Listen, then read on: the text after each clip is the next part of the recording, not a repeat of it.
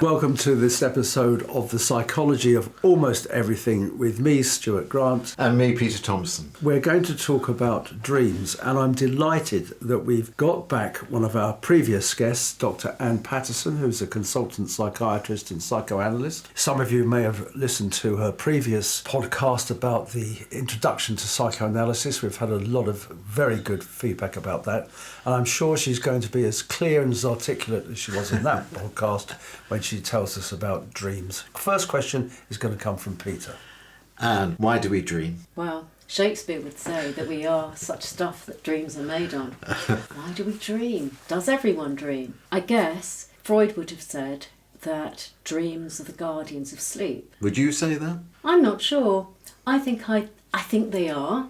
But I also think that they help us elaborate. I think they're a bit of a way of unconsciously trying to digest things and represent things to ourselves.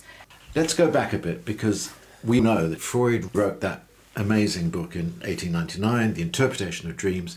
Take the listeners through the main points that came out of that and how he developed his thinking from there. Well, he starts off by giving an absolute encyclopedic account of what other people have thought about dreams, from thinking that they predict the future to thinking that they're just sort of mental garbage. And I guess it's quite interesting to think that neuroscience now has moved on to saying that they are really important. And then he goes on through looking at his own dreams and the dreams of patients, but a lot about his own dreams, which really reveal so much about himself. He looks at those in order to come to an understanding of how the mind works. And he finishes in the last chapter that some people really love and some people really hate, with a very elaborated view of a sort of psychic structure and psychic functioning. And this is where you get a description of what's called the first topography, with the layers of the mind laid out and all the sort of different communications that go between. So that's what his book... That's a bit like a cake, you're saying, with layers and like the sandwich in between. Exactly. The jam would be some kind of insulation of some sort. Yes. So, I mean, it's just a little example. If you've got sort of three layers, the bottom layer would be deep and dark, actually, and full of sort of forbidden thoughts, feelings, impulses. And then you've got a middle layer and a top layer. So the middle layer is the pre-conscious and the top layer is the conscious. And instead of jam, you've got these layers of censorship. So it's not a Victorian sponge. That's a bit too light and fluffy. Exactly. But I'm interested to hear you say that dreams are the guardians of sleep. In my experience, dreams wake me up. Well, I think Freud would then maybe consider that the dreams that wake us all up are, the dreams where this function has failed, because the whole idea is that impulses from that dark layer, you might call it the devil's food cake perhaps, if I may, that those impulses would wake us up in horror, for example, but if they can be turned into a dream through disguise, basically, through all these layers and this very different way of mental functioning that I can talk about later, this thing called the dream work, then these latent thoughts can be turned into something called a dream, the manifest content, that can keep us asleep and engaged so they get expressed, but without waking us up. May I ask, Anne, just to put the practical implications of what you're saying, when you're with a patient, how do you go about helping them make sense of their dream? Are you working there's a lay idea that there's a kind of template you work to where certain things in the dream mean certain other things, or is it more individualised than that? I think it's more individualised. There are sort of schools of thought, and there are indeed Eastern European dream books where you can go and look up symbols. And someone was telling me about that the other day, actually, about somebody in Turkey who was telling them exactly, if you dream of teeth, then this means that. Right, yeah. Yeah. And that kind of idea. Would you presumably not agree with that that's sort of direct or concrete, that if you dream of teeth it means X, if you dream of hair it means Y? I don't think so, because I think, teeth mean a certain thing to me that and there might be something else to somebody else. There might be a kind of more Freud would say something like, well, maybe if people dream about a house, it's about the body. Well, maybe there's something that might be a bit similar. But I actually think you need to listen to what the patient tells you and to their association. I mean, I think, Freud would ask people what comes to your mind about the dream, and sometimes I do that. But quite often patients will say, it's the next thing they tell you is their association to the dream. Without any prompting from you? Sometimes. And without any necessary reference to one thing meaning another, as it were. I think you have to take it from the patient, really. Then you need to understand it probably in the context of, we would say now, the transference, countertransference, as well as, it's a kind of multi-layered approach again.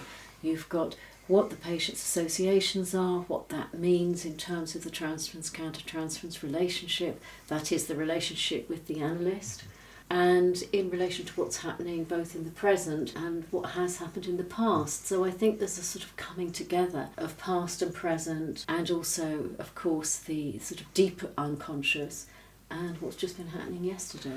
I was wondering whether you could use dreams as some kind of marker for how people have worked through certain things. In other words, in, say, year one of the analysis, they tell you about a dream which would suggest they're still quite upset about something.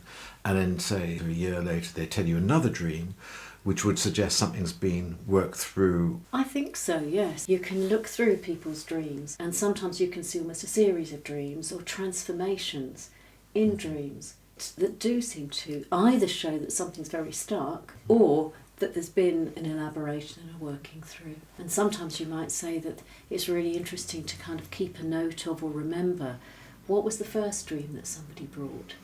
And is that going to sort of, in a sense, express something of the dilemma that's going to be worked on throughout the analysis?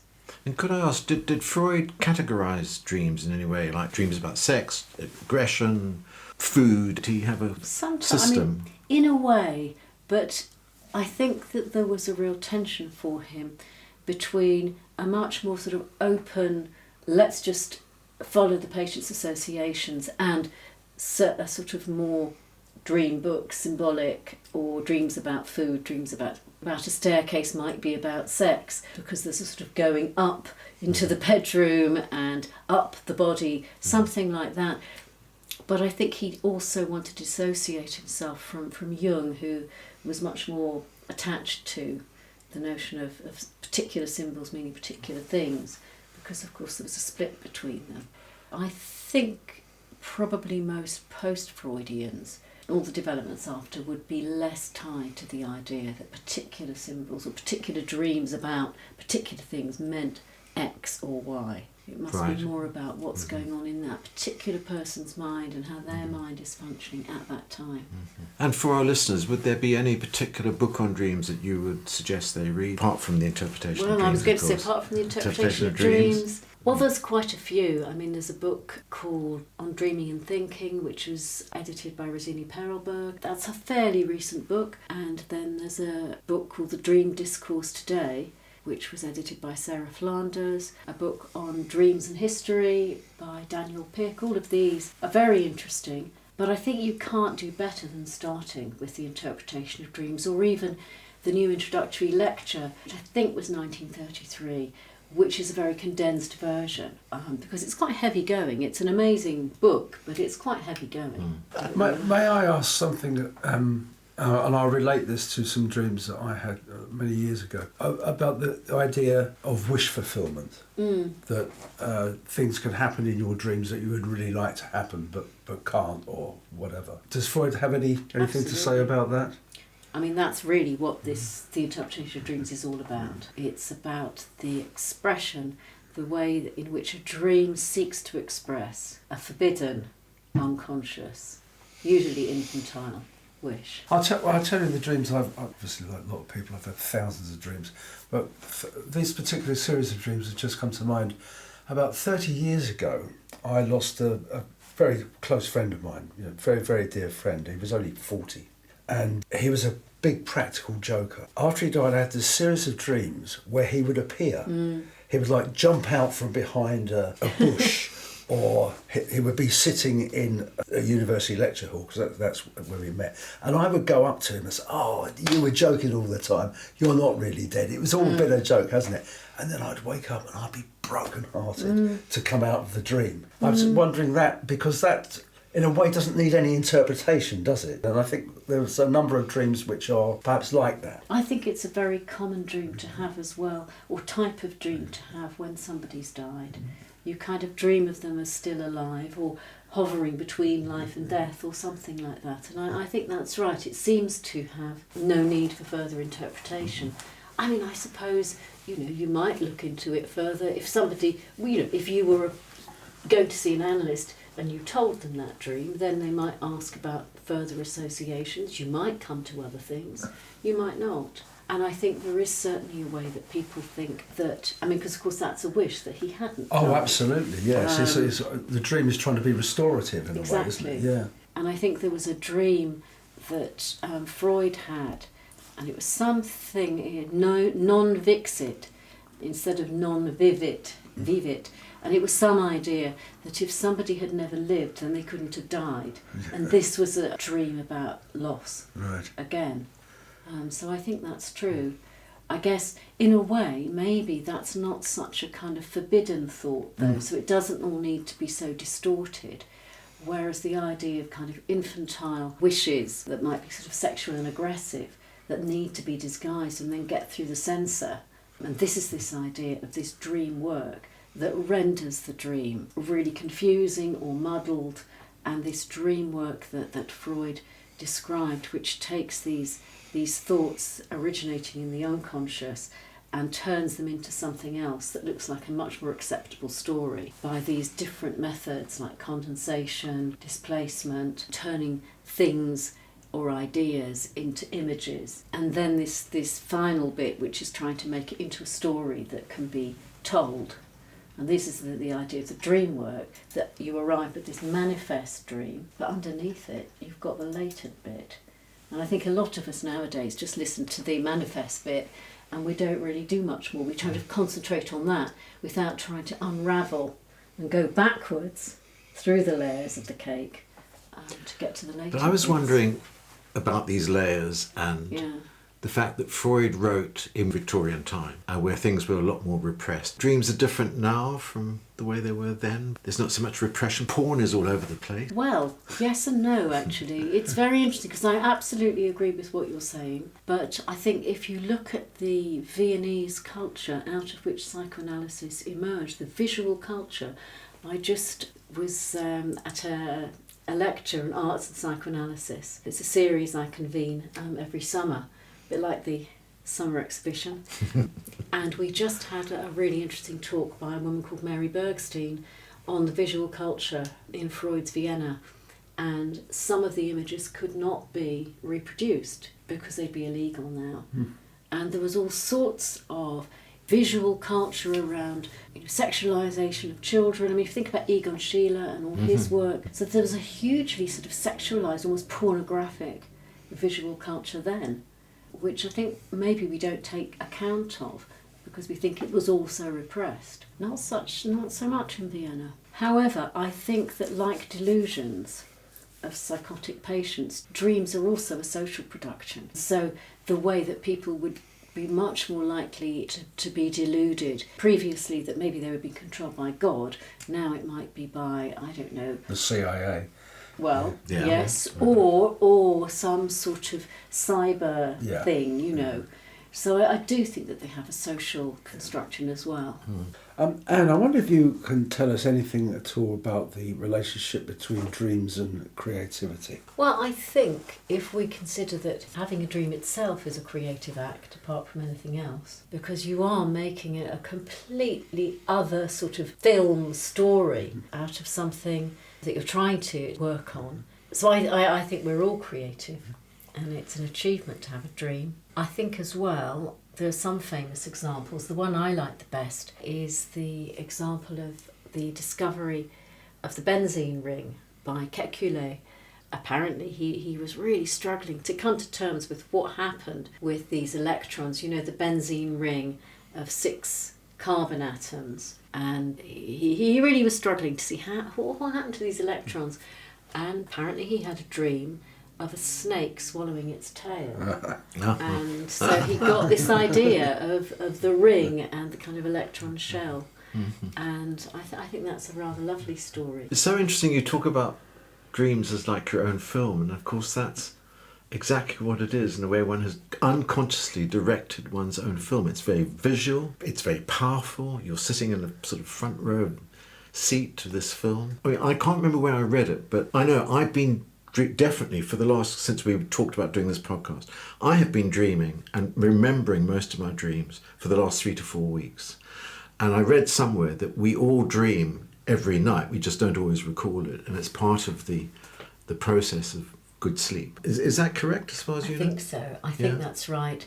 And I think the more good quality sleep you get, so the rapid eye movements, sleep is where we dream, you need to have enough sleep to get into REM sleep. And I think there's a lot been thought about recently about how the more you dream, the better quality your sleep is, but you might not remember them. I wonder if the reverse of that's true as well. Maybe we're saying, well, dreams are the guardians of sleep, but maybe we need to sleep to dream, because an awful lot seems to go on in dreams, doesn't it? There's an awful lot of, well, as you say, it is like watching a film. There's an awful lot of things in our lives and what we are taking in from around us in the day all going in there. And if you didn't dream, it would be an awful lot to kind of sort of carry around it, wouldn't it? The other thing I've noticed, which is really interesting, thinking about dreams and memory, I don't write that dream down in detail. It's gone by the time I finish brushing my teeth. And it's as if with other memories, there's much more to encode and much more processing at a really conscious level. Therefore, you, as it were, put it in your memory. Whereas with the dream, it doesn't work like that. And you can lose it just like that, which I find so frustrating at times. Well, also sometimes quite relieving. Yeah, indeed. Depends what you've just dreamt. It depends on the dream, indeed. You don't always need to write it down. I find if you tell someone quite quickly, you can retain it for a bit. Yes. And sometimes they just come back to you in the middle of doing something else. Absolutely, yeah. Something reminds you. But I think what you were saying about, because we were going to do this podcast, you've been remembering your dreams, more aware of it. I think the evidence as well is that if you go and see a psychoanalyst who takes an interest in your dreams, you dream a lot more. Or you remember your dreams a lot more. Exactly. Yeah. So, I think there is something about... But I want to please the analyst, and as a gift I give you my dream. Absolutely. A different communication. You'll be a good patient, you know what you're doing. And I'd like to ask you why you think some dreams are recurring, as it were. Well, I guess it's probably because it's a little bit like traumatic dreams. I guess that whatever has stimulated them hasn't completely been elaborated and thought through. I guess it's our attempts to continue digesting something. That, for whatever reason, is not digested consciously. Exactly. But we're still working on it, still trying to elaborate it. It's an irony, isn't it? Because in a way, if it's been a trauma, it might be something you don't want to elaborate at all. Absolutely. Consciously, but unconsciously it gets elaborated. There are some people, I think, who've looked at traumatic dreams who reckon that, in fact, the best way of dealing with it is to repress it so far that you never dream about it. I guess But can you do that consciously? No, I think this would be a sort of more of an unconscious action. I haven't read much about that. I think it's more about being able to work through something, so like a traumatic dream, and maybe the wish underneath it is that it had never happened, or that you've been able to master it.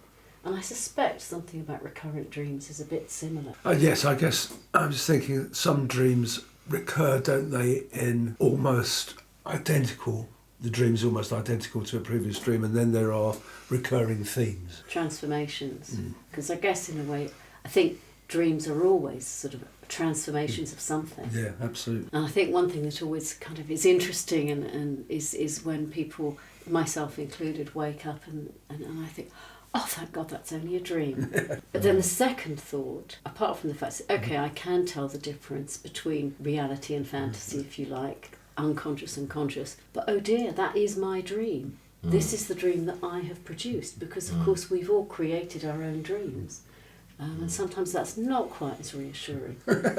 This is my internal reality. But that's interesting. What about the idea, let's say if you dreamt of a party with 3 or 4 people at this party, would you as a psychoanalyst say that those 3 or 4 people are parts of you, so that you are person A, B and C? I think, obviously I'd have to know about my own associations, but I would tend to see it that, yes, they're all part of me, they're all characters that I've created, as well as probably having relevance to who they are. So they're both, but I guess my primary idea would be that they're kind of representing bits of you, parts of you, or aspects, right, or something. Right. I mean, even if you're dreaming about real people, that's still true. It's your creation of them, isn't it? Yeah. So the Stewart Grant in me. Yeah. Well, let's not go there. Well, we can talk about nightmares. Quite so. Gosh. Do you think you can ever really get to the bottom of a dream? No. No? And I've got a good authority there with Freud as well, right. who had this wonderful expression that it didn't matter what you did, that there is always a point at which the dream disappears into the unconscious, and he called it the navel of the dream. And so you're never going to get to all of it and know all about it or pin it down any more than you can ever really know the unconscious. You've made a number of references to Freud. Has there been any other writer since who's made such an impact on our thinking about dreams? With the advances in neuroscience and MRI scans, and is there anybody else saying something really interesting right now? Well, I suppose as a psychoanalyst, I would say that Freud started a lot of our thinking about dreams, or the importance of them in terms of accessing the unconscious. I think that a lot of later psychoanalysts have very much elaborated our understanding of it. People like Bion, people like Siegel. There was a wonderful British analyst called Ella Sharp who wrote a lot about the way in which the theory of dreams is, there's something about dreams that's very similar to poetic diction. All sorts of people. And I think the neuroscientists are interesting, coming at it from a very different perspective, showing the importance of dreams and locating stages of sleep in which we dream, and talking about the importance of sleep and dreaming for health. Absolutely, because if you don't sleep well, it's not a good start to the day. I think there's more and more research now saying that, as well as that these pillars of health or well-being, there is, diet, all the stuff on the microbiome, exercise and sleep. And I suppose if you think that good sleep also involves being able to dream, I think that that's probably really important too, in ways that we probably don't completely understand. I'm just wondering what happens to people who are deliberately sleep deprived. They go psychotic, don't they? Well, yeah, but isn't it interesting that the thing that breaks down is their internal world before their body breaks down? And I come back to what I was trying to say earlier, but okay, dreams could give you good sleep, but sleep can give you necessity. It's the dreaming that's in some ways even more necessary than sleeping. I guess the thing is surely that the whole idea of yes, people do go psychotic, and so that they lose the capacity to distinguish between the internal and the external, the dream that is in sleep and a sort of waking dream, and people who are psychotic can, because they've dreamt something, they think it's happened. Yes, or they're really worried it did happen. Yes. I did murder somebody or whatever. Absolutely. So I think there is something there. And maybe it's important to understand that dreams happen in a particular state of mind, which is sleeping. And you then get an access more to the conscious and the unconscious sort of interplay through a dream. I was wondering if you could say a few words about nightmares. Yeah, well, we all have them, but some are worse than others, I think. Freud would say that the nightmare, the dream that wakes you up, is one in which this function of being the guardian of sleep has failed. But I think there are all sorts now of kind of post-traumatic dreams where somebody has suffered a trauma, say like a shell-shocked soldier, because that's where it all sort of was thought about, I think for the first time maybe, and that they dream of the same thing again and again and again. And I think the thinking now is that this is an attempt to master the trauma in some way, to digest it. But the fact of having dreamt it does show some achievement, because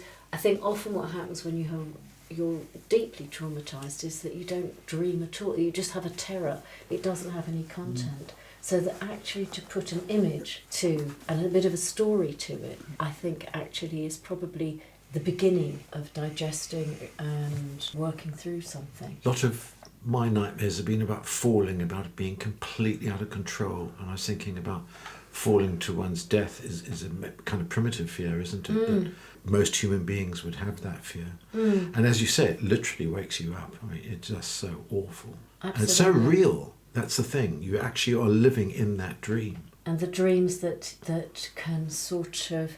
You take a bit of time to get back to actually that it's not the same as external reality. Your internal world seems to be the external world. You see, it's interesting because I would say that sort of dream that is so common to all of us, that sort of nightmare, is probably also related not just to the fear of the future, but to an experience of the past, you know, kind of very sort of early experience of feeling that we're falling, that we're not contained. Probably we all have from time to time, and then try to elaborate. And then I think it's a sort of a psychic death, if you like, from very early on, that then gets thought about as a future. Yeah. Well, I was very mindful recently of that plane incident where that poor man in his early 70s died of a heart attack because of the turbulence. And so he was so distressed by it that it precipitated a heart attack. But a lot of people ended up in hospital, and I wondered whether a lot of people after, it'd be a very interesting kind of research project, have had dreams of falling when they've been in a plane that has had that sort of level of turbulence. I would imagine. Yeah. And of course it might also link up to their own earlier experiences too. Because again, if you go back to somebody like Freud, he would say, oh, well, there's always an unconscious infantile driver as well, so that links up with the current trauma and perhaps makes it more traumatic. Well, presumably it makes you more susceptible. Exactly. I'm mindful of time, and it's been fascinating, as before, listening to you. Stewart, do you have any more questions for Anne? Well, I was just wondering, where's the joke? Okay. The joke is I had a recurring dream once. But yeah, never mind. Yes, I just concur with what Peter said. And you've been a dream to work with. I do hope you're going to come back and speak to us again. Thanks so much. How could I not? Thank you. Goodbye from me. And goodbye from me.